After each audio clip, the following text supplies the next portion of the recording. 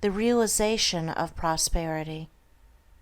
It is granted only to the heart that abounds with integrity, trust, generosity, and love to realize true prosperity.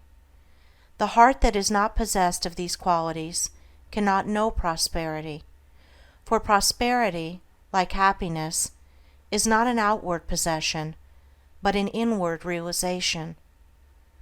The greedy man may become a millionaire, but he will always be wretched and mean and poor, and will even consider himself outwardly poor, so long as there is a man in the world who is richer than himself, whilst the upright, the open-handed and loving, will realize a full and rich prosperity, even though their outward possessions may be small.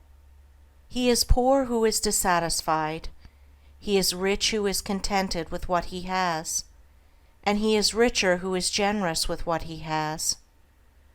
When we contemplate the fact that the universe is abounding in all good things, material as well as spiritual, and compare it with man's blind eagerness to secure a few gold coins or a few acres of dirt, it is then that we realize how dark and ignorant selfishness is. It is then that we know that self-seeking is self-destruction. Nature gives all without reservation, and loses nothing. Man, grasping all, loses everything.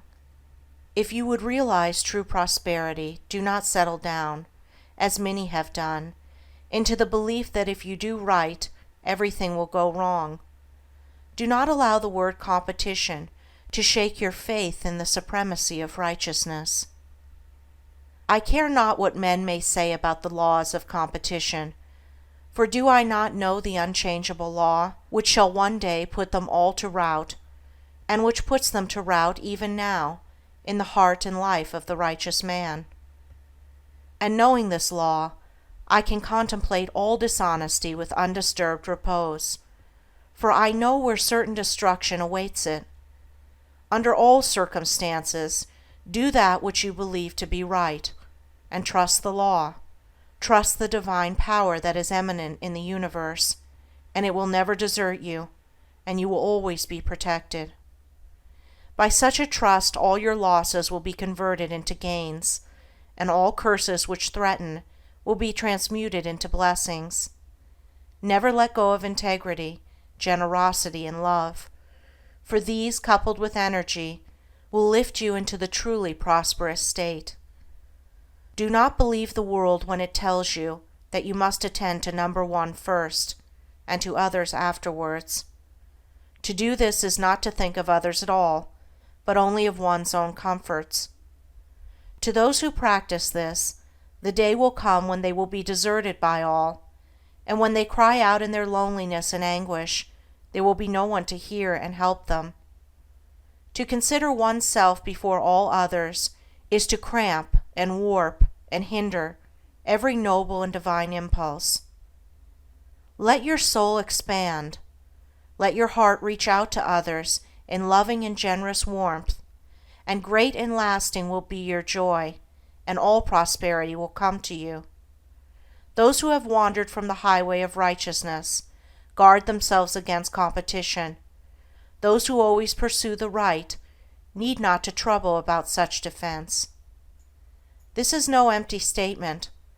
There are men today who, by the power of integrity and faith, have defied all competition, and who, without swerving in the least from their methods, when competed with, have risen steadily into prosperity, whilst those who tried to undermine them have fallen back defeated. To possess those inward qualities which constitute goodness is to be armored against all the powers of evil, and to be doubly protected in every time of trial, and to build oneself up in those qualities is to build up a success which cannot be shaken, and to enter into a prosperity which will endure forever. The white robe of the heart invisible is stained with sin and sorrow, grief and pain, and all repentant pools and springs of prayer shall not avail to wash it white again. While in the path of ignorance I walk, the stains of error will not cease to cling. Defilements mark the crooked path of self, where anguish lurks and disappointments sting.